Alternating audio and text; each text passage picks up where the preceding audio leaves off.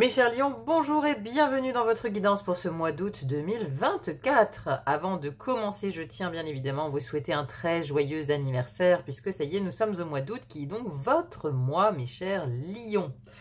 Alors, quelle est l'ambiance pour ce mois d'août chez vous? Alors, qu'est-ce qu'on a? On a déjà, ici on a 2 fois des bâtons, 3 cartes de denier, en arcane majeur on en a 3, les amants, l'empereur et la lune pour finir. On a aussi des épées. Il n'y a pas de coupe, donc c'est pas un mois où l'émotionnel prend beaucoup de place en tout cas. Hein. Ici j'ai l'impression que vous agissez, vous réfléchissez, vous prenez des décisions pour l'avenir en fait. Parce que là on voit dans la maison des projets, on voit cette plante qui pousse. Alors elle a déjà poussé, mais ça nous appelle à la patience, que le temps que les fruits mûrissent quelque part. Et dans les projets professionnels, on a la 5 de denier qui est la carte du manque quelque part. Carte du manque, et à côté dans la maison des finances, on a l'empereur. C'est-à-dire que il y a comme l'idée ici de prendre des décisions fermes pour pallier un petit peu peut-être à un manque économique, à un manque à gagner au niveau professionnel. Et donc on crée des choses, on défend un territoire, on cherche des stratégies pour faire grandir un certain projet, pour voir l'avenir d'une autre manière, pour vous amener à autre chose en tout cas. Ça c'est un peu la toile de fond. Allez, on va rentrer dans le détail dès à présent. Ici, la première carte nous indique d'où vous venez, quelle est l'énergie des mois passés en tout cas, hein, ou du mois passé.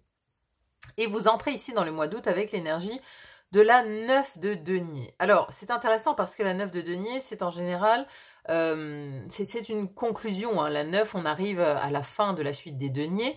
On est sur la carte de l'abondance et de la récolte. Donc, ici, on a la récolte et ici, on vous appelle à la patience et on a le manque et la patience. Donc, c'est comme si, peut-être, avez-vous récolté les fruits d'un projet passé. C'est-à-dire que vous êtes sur une fin, il y a quelque chose que vous avez terminé, et là, vous allez en fait vers un nouveau projet pour actionner quelque part de futures nouvelles récoltes. C'est un peu ce que je vois. Parce que après cette carte de l'abondance aussi ici, cette carte de la richesse, c'est aussi une carte assez solitaire en fait. Hein. C'est-à-dire que c'est quelqu'un qui va... c'est comme si c'était quelqu'un qui a fait son potager tout seul et qui récolte seul les fruits de son propre travail. Donc ça nous parle de richesse, mais de richesse quelque part dans la solitude quand même. Hein. Donc il peut y avoir une idée comme ça Alors la richesse c'est pas forcément quelque chose de matériel, même si le denier ici nous parle quand même plus de matériel, mais ça peut nous parler aussi de la sphère professionnelle, tout ce qui a rapport à la terre, hein, donc le professionnel, la santé ou les finances. Donc voilà, ça peut être quelque chose, un projet professionnel par exemple que vous avez mené, qui était très riche, qui était très personnel, et que peut-être ici il y a une transition en fait, hein, parce que ce projet très personnel peut-être vous a mené quand même vers le manque, et du coup ici il vous faut actionner en fait des leviers pour aller vers une nouvelle richesse en fait, pour aller vers quelque chose de neuf. C'est comme si là vous étiez en préparation d'un nouveau projet, peut-être professionnel ou financier, matériel, ou même pour votre santé physique, hein, c'est possible aussi. Voilà, donc ça c'est un petit peu l'énergie avec laquelle vous rentrez dans le mois. Ici, la première maison qui nous parle, donc c'est la maison de l'air, première maison de l'air, de l'élément air, qui nous parle de vos pensées, de votre intellect, du mental. Hein. C'est la maison du mental et ici vous avez un 7 de bâton. Alors ici, la représentation est assez intéressante puisqu'on a vraiment ce côté fight. Vous voyez, get up, stand up for your right, c'est exactement ça. Le point levé, on se bat, on se bat pour son territoire, pour quelque chose qui vous tient à cœur. Hein. Là, on a vraiment ce cœur central ici. Donc, toutes vos pensées, tout votre intellect, votre intelligence est mobilisée en fait vers quelque chose qui vous tient énormément à cœur. Un projet ou quelque chose qui vous mobilise en tout cas l'esprit pour quelque chose qui vous passionne, quelque chose qui fait justement travailler ce cœur, vous voyez. On a vraiment une idée ici qui sort du cœur. Et le bâton ici qui sort du cœur, il est entier. Les autres bâtons viennent de l'extérieur et ils essayent de briser ce cœur, vous voyez? Donc ici, il y a une idée de se battre, d'avoir un mental très concentré, très affûté sur un projet qui vous tient extrêmement à cœur. Et vous défendez bec et ongle ce territoire de l'idée, ce territoire de la passion, de quelque chose qui vous tient énormément à cœur. Donc tout votre mental tourne autour de ça. À côté, dans la deuxième maison de l'air, qui nous parle de l'expression, de comment vous communiquez, comment vous parlez et comment vous entrez en relation avec les autres. Et ici, on a un page de bâton. Ce valet de bâton, ici, représenté avec un renard. Donc ça nous parle quand même de... le renard nous parle toujours de stratégie. Et ce qui est intéressant, c'est que dans votre énergie, vous avez la 7 d'épée, qui est aussi la carte de la stratégie. Donc, il y a une manière de rentrer en relation avec les autres, peut-être pour préparer le terrain. Il y a un côté rusé comme un renard, vous voyez, parce que vous avez un projet qui vous tient à cœur et vous avez peut-être besoin de mobiliser d'autres personnes, de convaincre d'autres personnes, d'aller chercher d'autres personnes pour que ce projet aboutisse, vous voyez. Donc, mais il y a un côté rusé dans votre démarche, il y a un côté... alors pas je me sers de l'autre, mais oui, l'autre quelque part m'est utile. L'autre m'est utile pour arriver à mes fins, pour arriver à la fin, à la réalisation de mon projet personnel, de mon idée personnelle. J'ai besoin d'autres personnes pour y arriver. Et donc ici, dans votre expression, c'est une expression très rusée. Vous voyez, le renard, il est habile comme un renard, rusé comme un renard. On a ce côté, et en même temps, c'est le valet de bâton. Donc le valet de bâton, il est passionné, il a un nouveau désir, il a quelque chose en tête en fait, hein, le valet de bâton, et il a une étincelle. Il a une étincelle au fond du cœur, et là, le côté rusé, c'est vraiment, on met de la ruse pour quelque chose qui tient à cœur. Donc on essaye de convaincre les autres, on essaye peut-être aussi de s'associer, c'est aussi la maison des associations, il y a des contrats ici, hein. Donc on essaye de s'associer, mais d'une manière très habile. C'est très habile en fait, c'est rudement mené. Vous voyez, s'il y a des négociations, elles sont rudement menées. Il y a un côté très commerçant, très commercial, vous voyez, où on est un peu dans cette séduction, hein, on est un peu dans cette séduction dans sa relation aux autres, on essaye de séduire, on essaye de convaincre, mais habilement, avec des rondeurs, on n'est pas dans le frontal, on n'est pas dans l'agressivité, on n'est pas dans les épées, vous voyez. Ici, c'est très séduction, quoi. C'est très séduction, c'est très feu comme démarche. Votre démarche pour entrer en contact avec les autres, ici, elle est très... voilà, c'est très renard, quoi. On ne peut pas dire autrement, en fait. Alors, ensuite, ici, pour l'élément eau, première maison de l'eau, qui nous parle de votre vie intérieure, de votre spiritualité, de votre intuition, votre psychologie, votre philosophie de vie. Ici, vous êtes dans un entre-deux. On a ici un 2 d'épée, c'est-à-dire qu'il y a un côté clair-obscur, vous voyez, la lune, elle n'est pas complètement fermée, elle n'est pas complètement noire, mais voilà, on commence à voir la lumière, mais cette femme, elle a toujours encore un bandeau sur les yeux, elle est dans la contradiction, elle n'y voit pas clair, elle est dans la confusion, elle n'arrive pas à prendre de décision, on est un peu bloqué.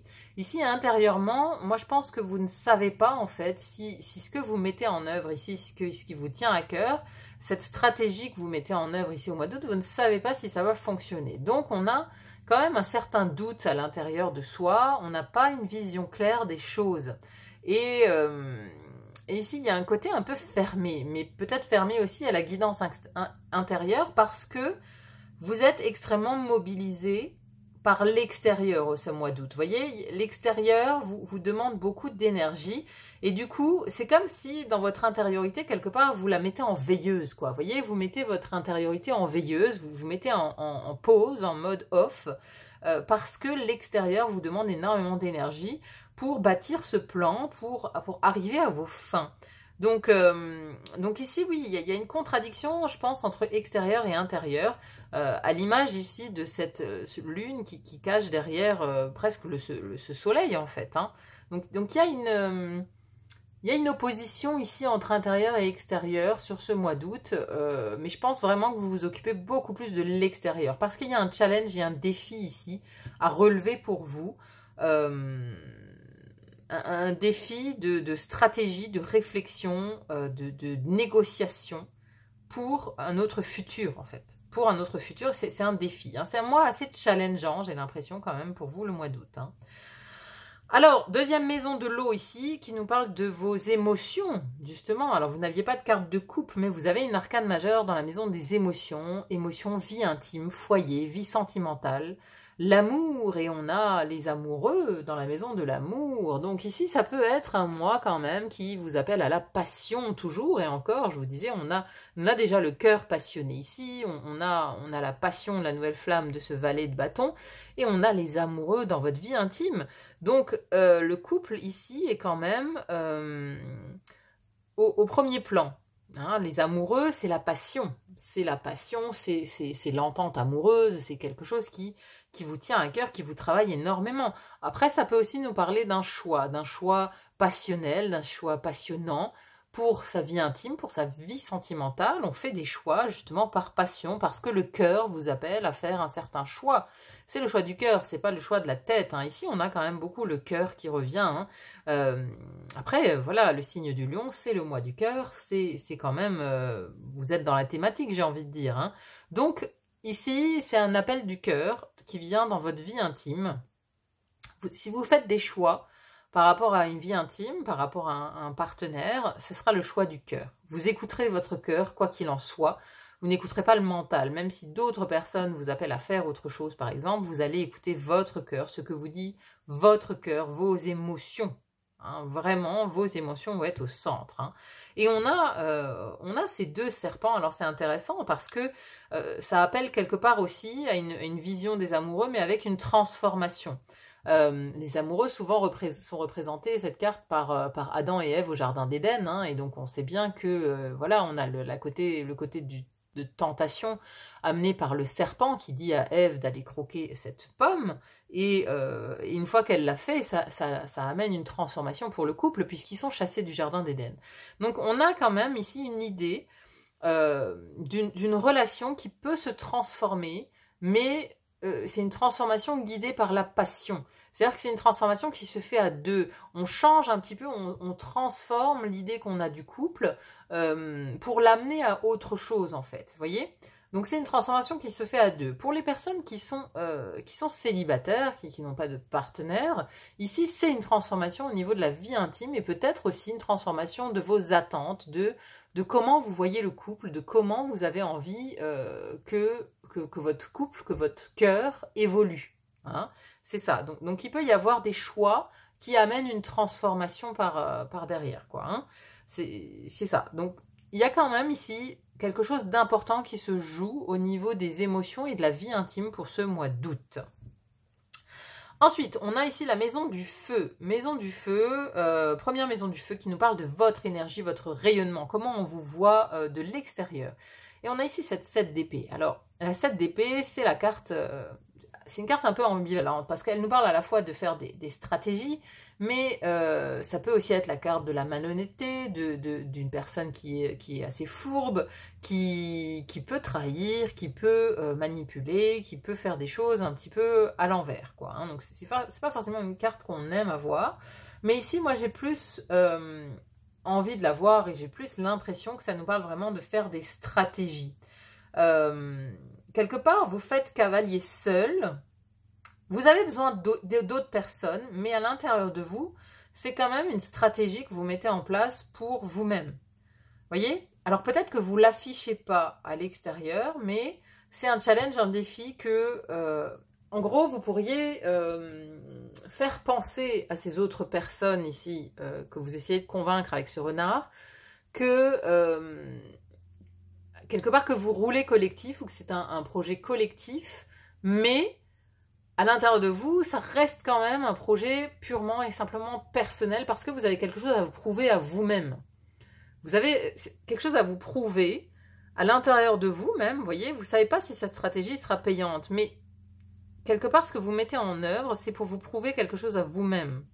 Mais c'est pas vendu comme ça à l'extérieur, vous voyez ce que je veux dire? Donc on a quand même une énergie assez roublarde, vous voyez, assez stratège. Hein, c'est l'échiquier, quoi. Hein, c'est j'avance mon pion comme ça, mais il y a une stratégie un peu cachée, un peu qu'on ne voit pas trop venir, quoi. Hein, parce qu'on a cette habileté de négociation du renard.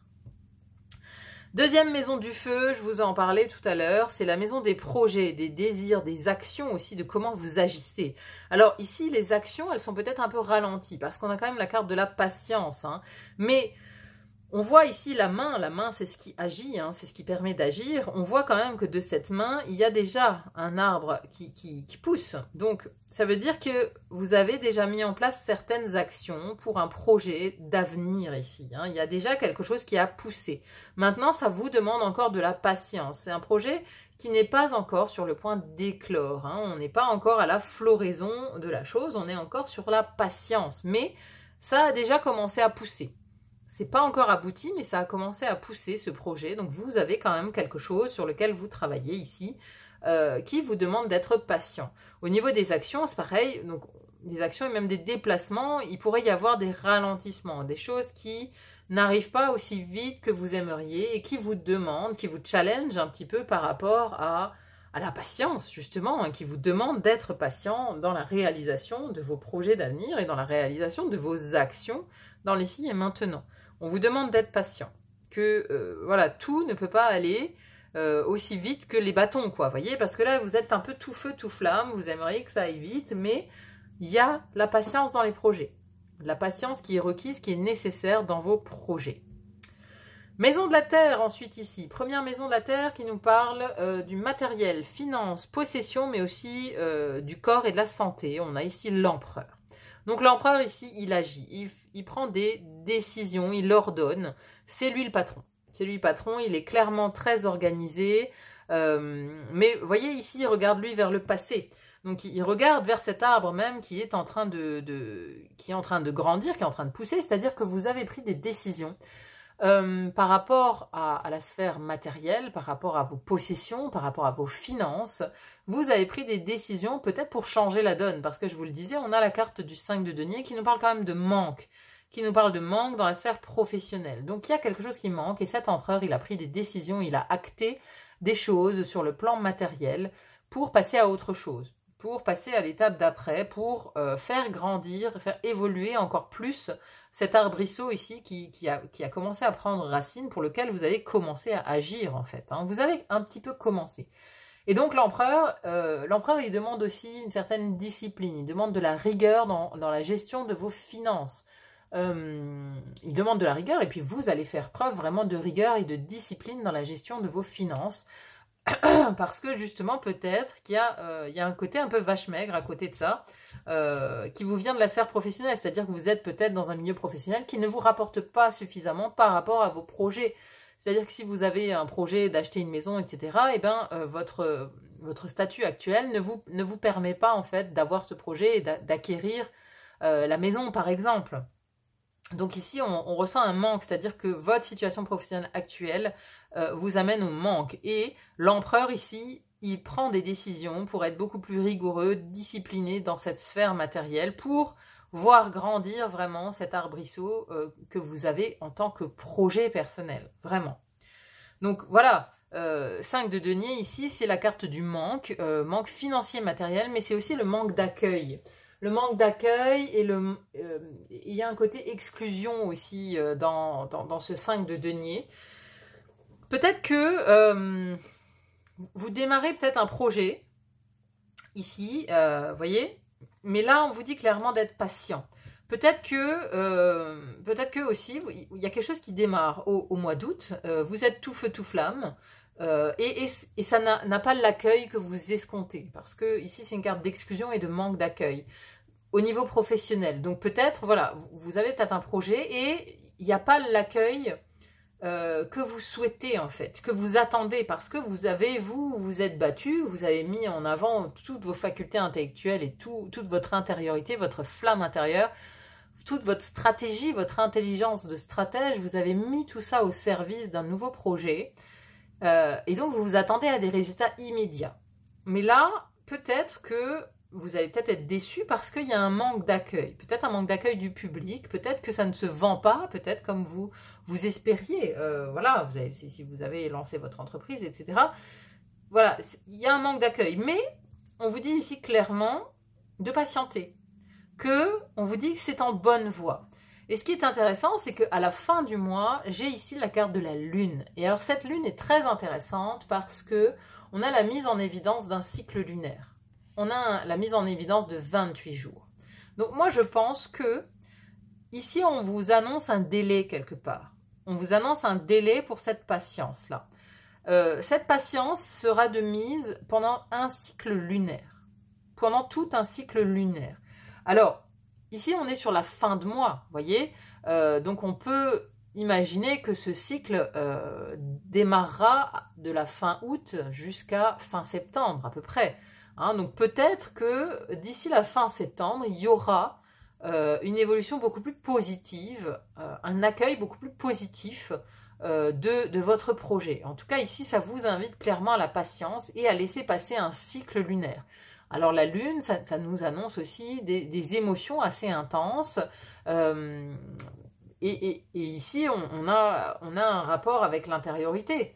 Parce que on veut peut-être aussi vous rappeler en fin de mois de faire peut-être plus appel justement à votre intériorité, de faire plus appel à cette sphère intérieure, à cette guidance intérieure. Parce que peut-être que vous allez développer de l'inquiétude parce que manque d'accueil, vous avez misé beaucoup avec cet empereur, vous aviez une stratégie, etc., manque d'accueil, donc vous pourriez être déçu. Donc cette lune, elle vous invite peut-être aussi à aller voir à l'intérieur votre guidance intérieure pour essayer peut-être de vous calmer. Ce que je viens juste de voir, c'est que au dos de deck ici de votre tirage, vous avez la 6 de bâton. Et la 6 de bâton, c'est la victoire. Vous voyez, cette personne, elle a quand même la couronne de laurier sur la tête. Elle est victorieuse. Donc, ici, on vous dit la victoire. La victoire arrive, mais il va falloir faire preuve de patience. Moi, je pense que c'est vraiment le message qu'on veut vous donner ici. C'est que s'il n'y a pas d'accueil immédiat ici, ne vous inquiétez pas. Il y a un cycle lunaire qui doit se passer. Il y a de la patience qui est de mise, qui est demandée pour que ce projet arrive au bout. Hein. Alors, on va voir ensuite, pour clôturer votre guidance du mois d'août, une carte oracle. De l'oracle, dis-moi que tu m'aimes. Allez, qu'est-ce qu'on peut vous dire pour clôturer ce tirage, mes amis lions? Quel est le message pour ce mois d'août de l'oracle?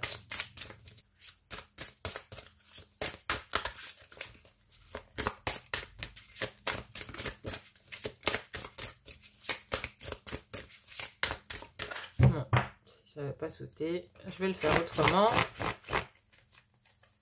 On va faire comme ça. Waouh, regardez-moi ça. Espoir, futur, projet. Non mais c'est magnifique. Espoir, futur, projet, c'est ce que je vous dis. Soyez patient, ça vient, mais voilà. Espoir, futur, projet. Alors, en détail, qu'est-ce que ça donne? Qui perd l'espoir peut mourir de désir. Tu dois occulter toutes les interventions négatives qui bloquent la vision de tes projets sentimentaux futurs. Bon, alors, ici c'est un oracle basé sur le sentimental, mais on peut l'utiliser à d'autres fins, bien évidemment. Hein. Donc, prenez juste projet futur pour moi. Hein. N'aie confiance qu'en toi-même. Écoute ton intuition et tes ressentis émotionnels. Regardez, c'est ce que je vous disais avec cette lune. Hein. C'est que vous pourriez avoir du mal, justement, à écouter vos ressentis émotionnels et votre intuition, hein, parce que là, vous bloquez les choses, en fait. Vous êtes trop dans l'action et vous bloquez les ressentis et les intuitions intérieures. Donc là, on vous dit bien d'écouter votre intuition et vos ressentis émotionnels. Fais encore plus attention que d'habitude aux conseils soi-disant bienveillants, narrés par tes proches et tes amis. Personne ne doit t'influencer dans tes choix. Ceux, celles qui devront t'accompagner seront ceux, celles que tu pourras suivre sans crainte, car ils ou elles t'éclaireront de leurs vrais et bons conseils. Pour tous les autres, ne perds pas de temps avec eux. Au contraire, échappe-toi rapidement de leur jugement avec malice. Avec malice, c'est ça cette carte aussi, c'est la malice. Hein. Avec malice pour ne pas les vexer, garde-toi les détails croustillants de ton bonheur pour les protéger. Garde précieusement pour toi tous les espoirs futurs et vis à fond pour les idées qui te nourrissent le cœur et l'âme. Voilà, c'est ça. Donc, ce que je vous dis, hein, il y a un côté malicieux avec ce renard ici et ce 7 d'épée. Il y a un côté, oui, stratégie. Parce que peut-être que, voilà, vous allez peut-être recevoir des conseils, on va beaucoup vous parler de votre projet, etc. Peut-être des personnes qui pensent être de bons conseils, voilà, vont venir vous amener leur science, quelque part, pour votre projet. Mais on vous dit clairement de n'écouter que vous. Parce que, avec cet empereur ici, sur le côté factuel, concret de la vie, c'est vous le patron. C'est vous le patron, c'est vous qui menez le lead en fait. Vous voyez, c'est vous qui dirigez et pas les autres. Donc, si vous êtes au cœur du projet, on a toujours ce cœur ici, hein, voilà, c'est vous qui êtes au cœur. Donc, vous allez faire preuve de toute façon de rondeur, de malice pour évincer justement les conseils qui ne vous semblent pas appropriés. Mais encore une fois, soyez vigilants à l'écoute de votre intériorité et ne pas trop écouter l'avis des autres. J'ai l'impression que ça, c'est vraiment important pour vous pour ce mois d'août. Voilà mes chers amis Lion, bon bah écoutez, j'espère en tout cas que cette guidance vous aura plu. N'hésitez pas à me dire en commentaire ce que vous en avez pensé. Si vous souhaitez également voir l'introduction du mois d'août, elle est en bas dans la barre de description. Hein. J'ai fait une introduction générale pour vous présenter donc les jeux que j'ai utilisés et pour voir un petit peu l'énergie sur le collectif, l'énergie globale de ce mois d'août. Donc si vous voulez aller voir l'introduction au mois d'août, n'hésitez pas, le lien est en description et vous l'avez ici à l'écran également. En tout cas, merci beaucoup à vous d'être présents sur le fil d'Ariane, merci d'être là. Je vous souhaite un excellent mois d'août et je vous dis à très vite pour une autre guidance. À bientôt, bye bye.